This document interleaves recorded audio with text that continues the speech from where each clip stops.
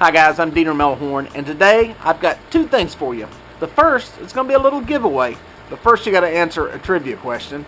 And second, I've got what I call my catfish calendar. It's kind of some seasonal tips by the month on what's going on with catfish. And in this one, I'll be talking about mid-spring catfish and what's going on with the bite. Alright guys, I always say, I tell my son this all the time, always pay attention to what's going on around you. Just little stuff. And I noticed this yesterday, and the battery was dead in the camera. When I got to the boat ramp, I noticed a bunch of white stuff on top of the water. What that white stuff was mussels coming out of their shell. I'll show you what it looks like. I seen it first. They were lined up here because we had a lot of wind yesterday. It was blowing them up on the bank. I think there's some more over here. But usually this happens a little later in the year. I'm not sure why exactly it happens. But they'll be all over the top of the water. And there'll be a real fishy smell. You can really smell it. Here's a bunch.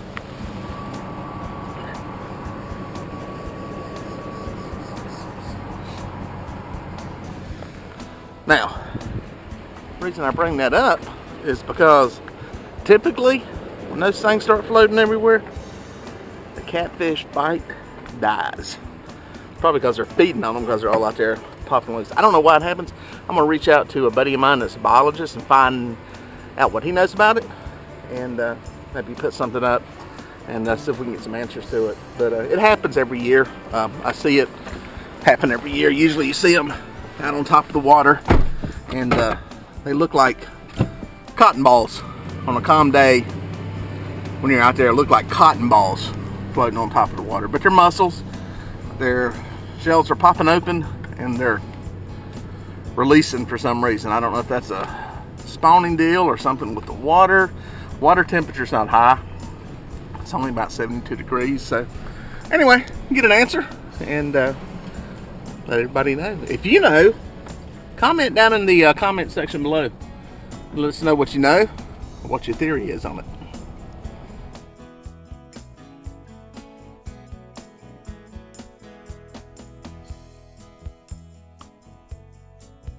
Alright guys, hooked them on one. Been here about 10 minutes. Had one blow up in about 2 feet of water. Came up here to a little bit colder water. Avoid that warm stuff.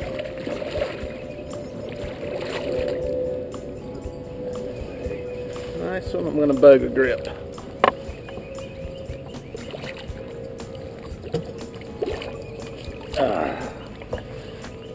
Blue. Add male.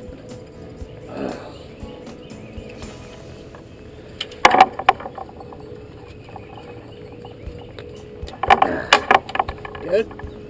Nice one. A little male. A little jacked up there. We'll take him. Show him to our Facebook fans. There you go, guys. First one of the morning.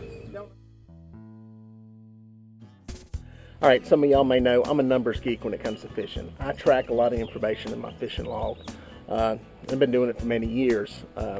Weights, lengths, water temperatures, sizes, you know, all that kind of stuff. What I've been able to do is put that stuff into some graphs that kind of show me when the good times are to catch numbers of fish, large numbers, and big fish. And the reason I bring all this up is a few years ago I seen an article in a magazine, and I think it was Robbie Robinson, the legendary late Robbie Robinson, that kind of broke down. It was almost like a catfish calendar of stuff by the month.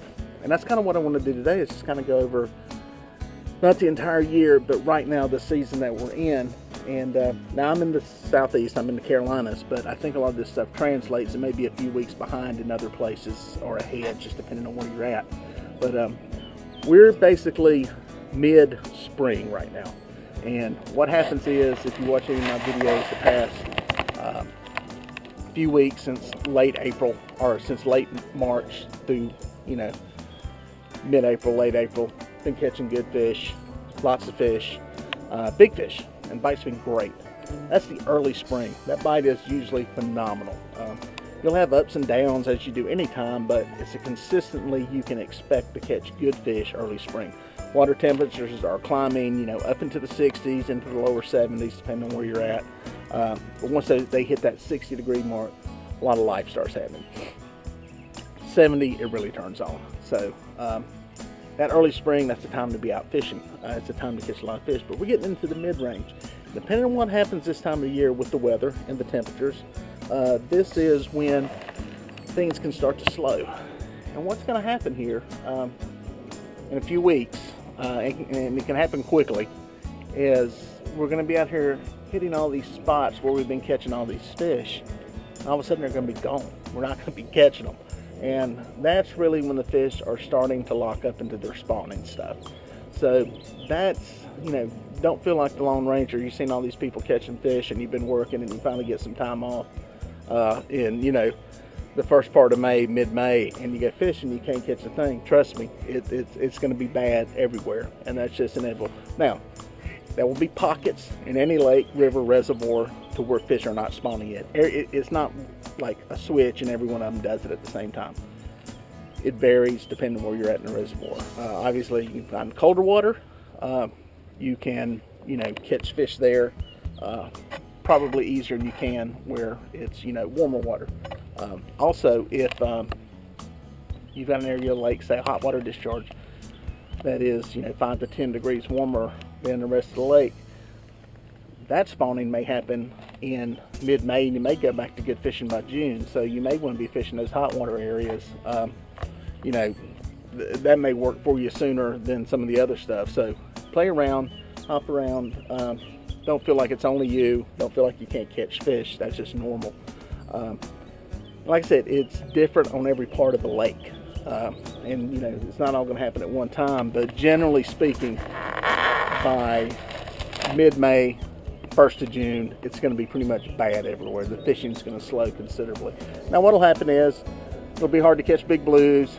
You may all of a sudden start catching channels consistently. You know, the flathead bite that we've had good here for a couple of weeks, a month or so, it's going to go away as they start spawning. So you're not going to catch as many of them.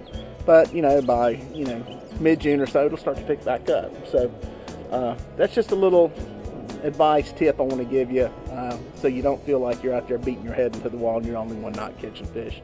You can still catch them. There will be times when, you know, there will still be big fish caught. You can still pick them off. It's just not going to be with the frequency that you're getting them right now. All right, guys, since the fishing's slow, we got to do trivia. Yeah, that's what happens. Anyway, I've got 2 of these whiskerware apparel koozies. whiskerwareapparel.com. Got 2 of them, okay? Here's what the question is.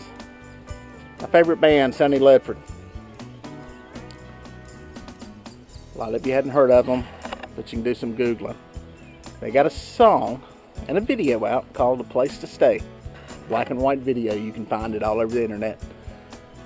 No secrets there. Here's what I want to know. And here's the rules. You have to be subscribed to my YouTube channel. And you can only answer, just a 2-part question. You can only answer one part of it. Okay? So you have to be subscribed. You can only answer one part of this question. The first 2 people that get part A and part B right win a koozie. I'll ship it out to you. I think I'm being attacked by geese. All right, so here we go. Sonny Ledfurd, A Place to Stay, the video. Part A. What is the name of the studio place where that was filmed? And 2, who owns that studio place where it was filmed? Let me know. Comment section below.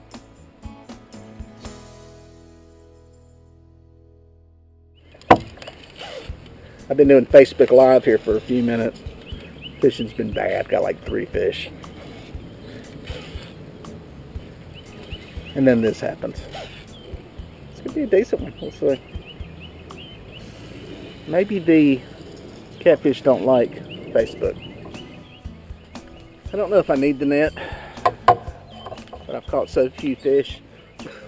I hate to lose a good one. I think it's fighting like a flathead. There's a good heavy blue. Staying down.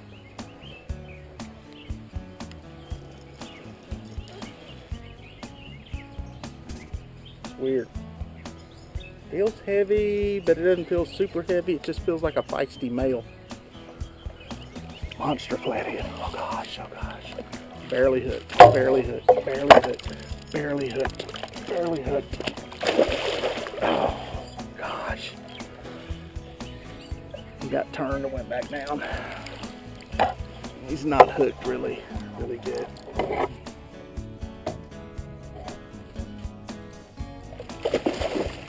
Damn. When he came up the first time, looked like the hook was froze. Almost when he turned and went back down, the hook pulled back in good. So good fish. It makes for a good day. Makes for a good day. Let's get some pictures of him, folks. Nice one. Oh yeah. Easy. Mad fish. Nice flathead.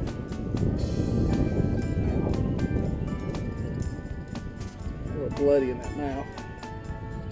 Picture of him, get him back in the water. It's a tough fish. Alright guys, that's the end of a pretty tough day on the water. Only 5 fish, but I had that one nice flathead, which kind of made up for an otherwise bad day. But that's the way it goes fishing. Listen, I appreciate you watching these videos. I appreciate you checking them out. If you like the videos, please hit the subscribe button down in the corner, and that way you can stay up to date on any videos we have coming out. And as always, leave any comments or questions in the comment section below. Thanks for watching.